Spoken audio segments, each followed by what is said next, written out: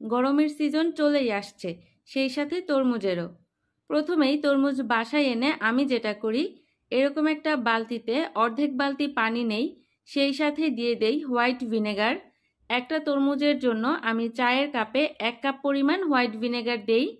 এরপর আমি তরমুজটাকে এই পানির মধ্যে দিয়ে দেই আর এভাবেই রেখে দেই 1 ঘন্টার জন্য। তবে খেয়াল রাখতে হবে তরমুজটা যেন পানির মধ্যে সম্পূর্ণ ডুবে থাকে। হাতে যদি সময় নাও থাকে কমপক্ষে আধা ঘন্টা রাখতেই হবে। এরপর তরমুজটাকে পানি থেকে তুলে আমি কেটে নেই।